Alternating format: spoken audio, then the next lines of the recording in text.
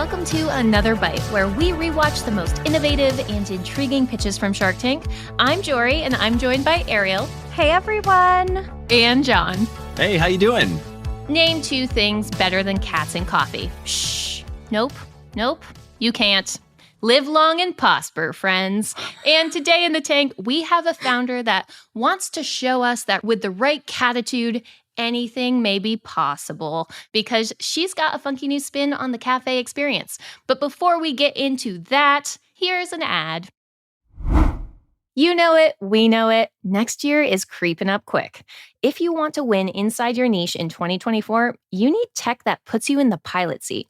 The new HubSpot Sales Hub will help you close out the year strong and kickstart your success in 2024.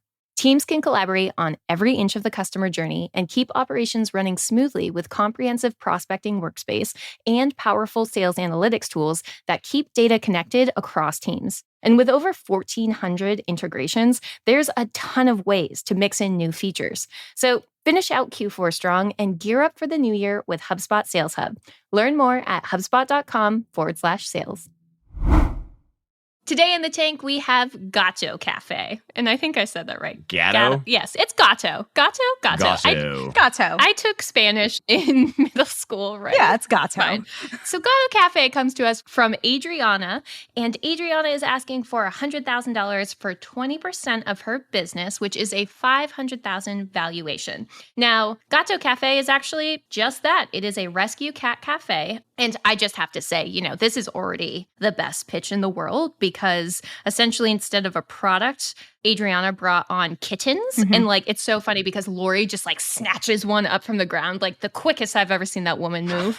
But this is a pitch from 2015. So just contemporarily, cat cafes are popping up globally, and the owner wants to open Florida's first cat cafe. So giving patrons the space to relax and be entertained by cats while grabbing a cup of coffee. And like most cat cafes, all of the cats she's planning to bring on are up for adoption, so they're rescue cats. But yeah, pretty standard, I think, in terms of the overall pitch of being a cat cafe. So thinking about our pitch and our product and our founder, what are our initial thoughts of Gato Cafe?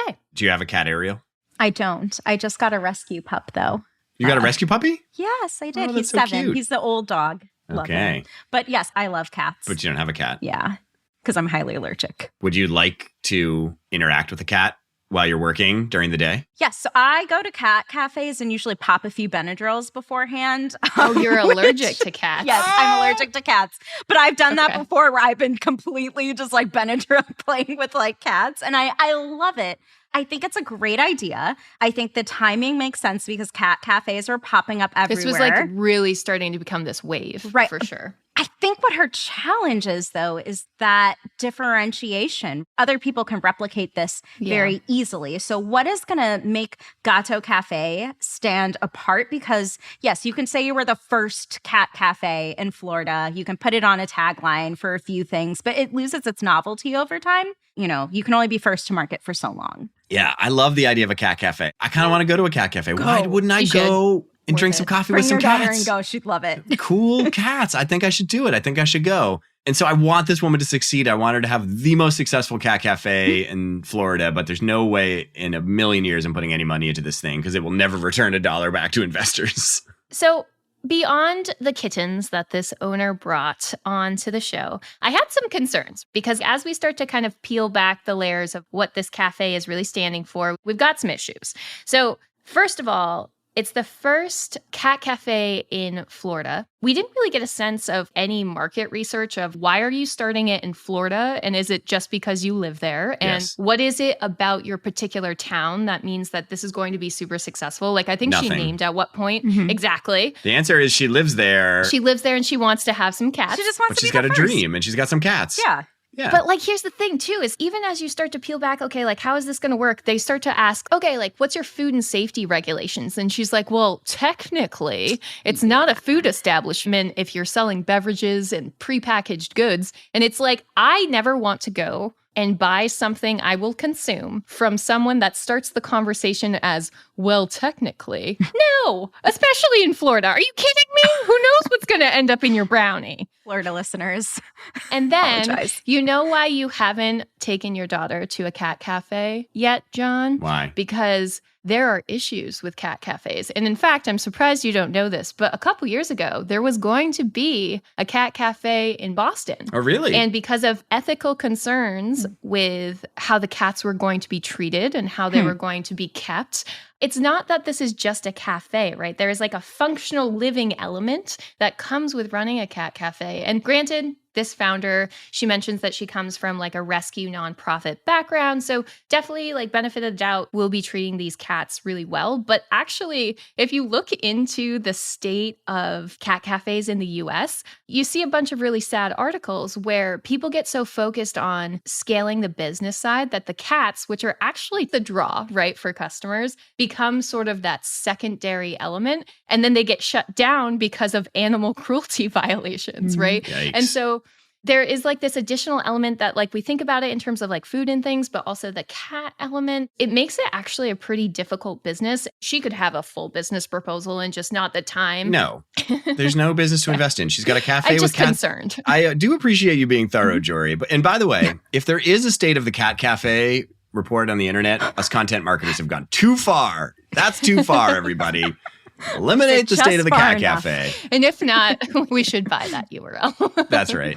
So I think you're raising a ton of really interesting points. Your first point was, is this even like thought out or researched? Do we have data to believe that this is true? That this will be successful. No, Doesn't matter. There's no data that's going to say that this could ever be an investable business ever, because it's completely indefensible. Your second point is like, is this unethical? I don't know. I'm kind of torn on that. I'm kind of like, whatever. Because like, it goes really well. Sometimes like we see like there cats are need very homes. successful. Right, like- yeah. I bet it's a successful way to get people to adopt cats, actually, is let them interact with them in a non-rescue shelter environment. And so by that means I'm like, maybe it'll adopt more cats. Plus, it kind of fills the service, which is like people like to engage with animals and it makes them feel good and happy and like create forms for that to happen. So I don't worry about the ethical concerns that much. Yeah.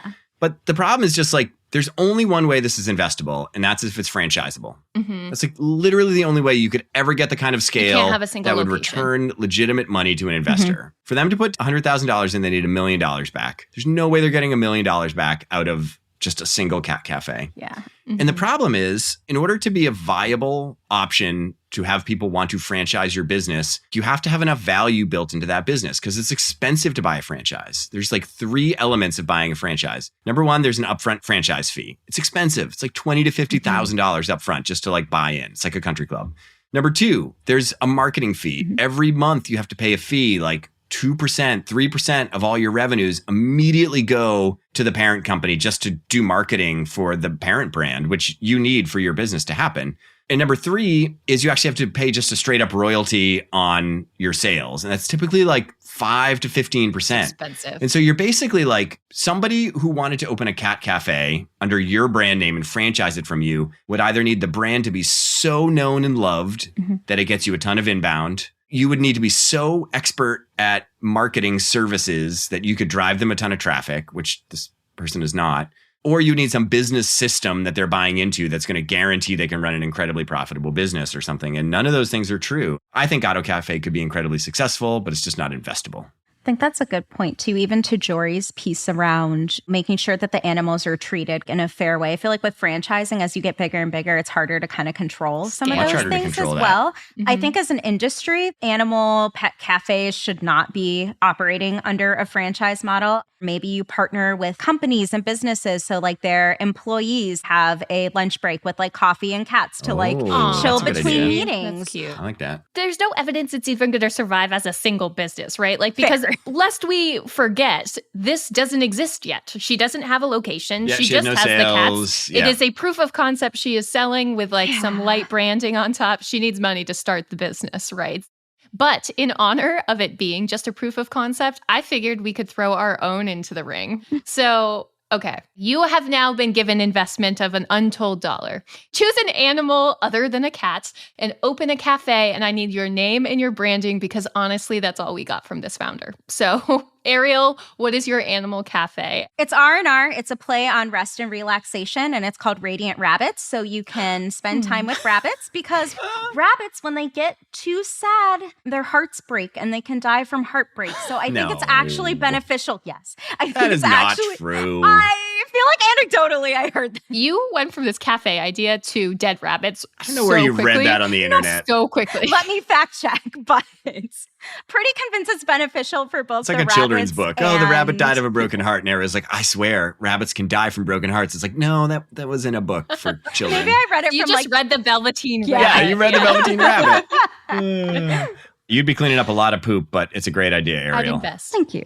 Okay, Jon. What would your pet of choice be? Mine's called Dr. Doppio. And it's a play on a doctor's office where you go in, it's like a doctor's waiting room, and there's a giant fish tank, like way bigger. Remember when you were a kid and you used to go to the doctor's office and the fish tank was incredible? It's like that, but adult sized, okay? And there'll be doctor's office style toys too. They'll have like, those beads on the metal tracks. Yeah, there'll be things like that you can play with. And that's my concept. So it's a fish. Yeah, it's a fish cafe. A fish farm. Oh. It's not a fish farm. Right. You're not eating the fish. Don't you turn me into some sort of exploitation. Fish need homes. Fish are friends, not food. Got it.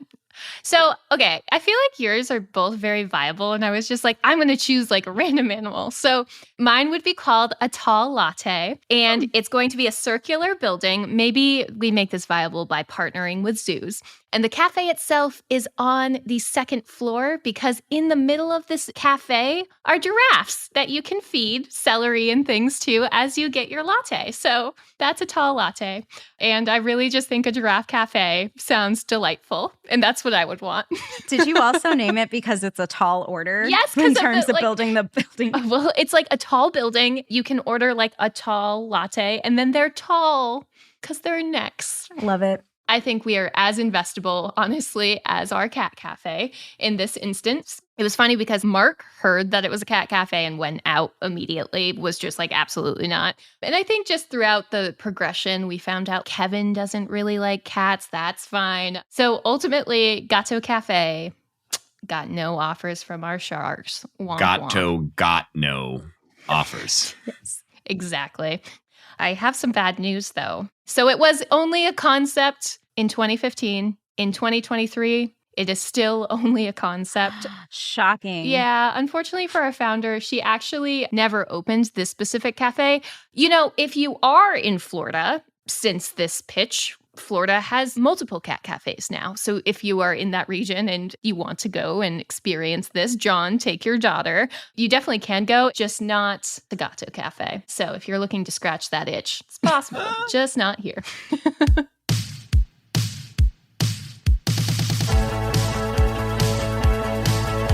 Today's episode was written and produced by the mythical Matthew Brown. Additional support comes from Melanie Romero and editing from Robert Hartwig. If you're a fan of the show, even if you're not a fan of the show, tell a friend. Word of mouth is the best way to support the show. That does it for me. We'll see you next episode here in the tank for another bite.